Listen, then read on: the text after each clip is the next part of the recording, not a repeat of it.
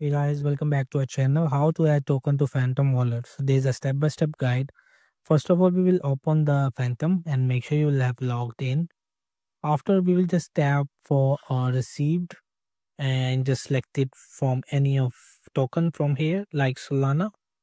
And as you can see, there's an option of copy the address. So I want to use this address and we will go back, again back, and now we will just tap for send.